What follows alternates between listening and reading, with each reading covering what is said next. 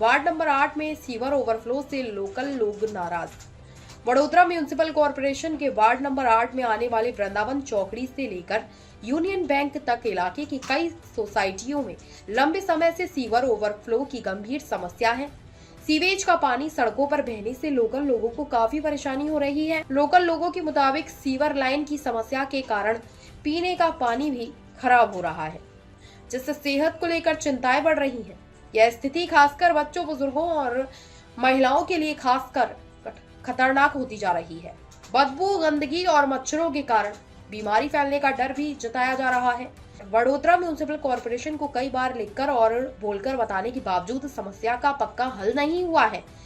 Local लोगों का आरोप है कि चुनाव के दौरान सभी राजनीतिक पार्टियों के प्रतिनिधि और चुने हुए सदस्य वोट मांगने के लिए इलाके में आते हैं, लेकिन जब समस्या आती है तो लोगों के बीच कोई नहीं दिखता।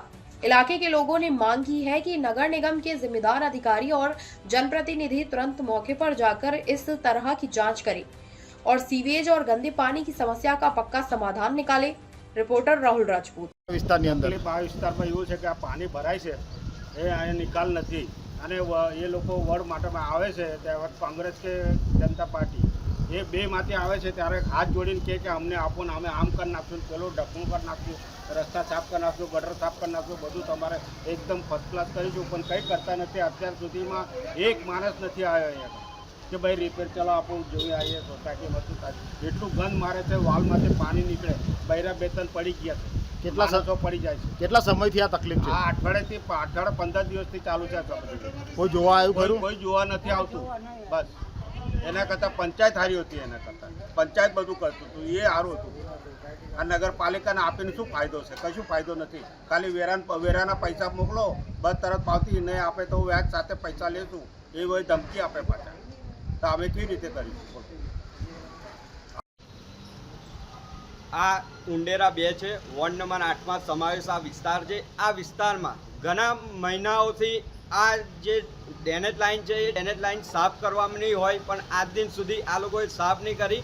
આ જે કાઉન્સિલરો ચૂંટાઈને આવ્યા છે તે એક બી કામ કર્યા નહીં તેવું દેખાઈ રહ્યું છે। જ્યારે વડોદરા મહાનગરપાલિકા દ્વારા નવી ડ્રેનેજ લાઇન કરોડો રૂપિયાના ખર્ચે જો આ ડ્રેનેજ લાઇન નાખવામાં આવી તો આ રહીશોને તાત્કાલિક ધોરણે જોડાણ આપવામાં આવે। જો જોડાણ આલે તો આ જે દુર્ગંધ ફેલાય છે ને પાણી જે ઉભરાય છે તે ઉભરાવાની સમસ્યા ના હોય। જ્યારે આપણા આરોગ્ય મંત્રી કાલે સ્ટેટમેન્ટ આપ્યું છે કે નાના બાળકોને રોગ ફેલાય છે, તો તમારા મીડિયાના માધ્યમથી કમિશનરશ્રીને કહેવા માંગી હતી કે તાત્કાલિક ધોરણે આ જે ગટર ઉભરાવાનો જે સિલસિલો છે તે તાત્કાલિક ધોરણે નિરાકરણ કરવામાં આવે, કેમ કે આ તમે જુઓ કે ચોમાસાની ઋતુ જે રોગચાળો ફેલાય તેવી સ્થિતિ છે। તો નાના બાળકોને ને જે ગર્ભવતી મહિલાઓ હોય તેમને બહુ જ મુશ્કેલી હોય, કેમ કે એક નાનકડી માખી કે મચ્છર જતી રહે તો તેને રોગચાળો થાય એવી છે। તો વોર્ડ નંબર 8ના અધિકારીઓને કહેવા માંગે છે કે તમે ઢાંકણીમાં પાણી લઈને ડૂબી મરો। જ્યારે આ રહીશો તમારે વારંવાર કમ્પ્લેન કરવા છતાં પણ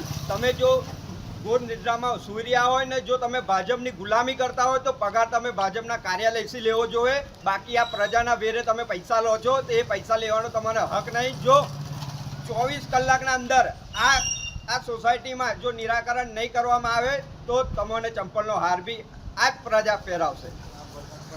અહીંયા બધું ગંદુ પાણી ભરેલ છે, આ ગંદા પાણી ભરેલો છે ને બધું ગંદુ પાણી અમારે જે પીવાનો જે વાલ ખોલે છે, પીવાનો વાલમાં અંદર આવીને અમારા ઘરોમાં પાણી આવે છે।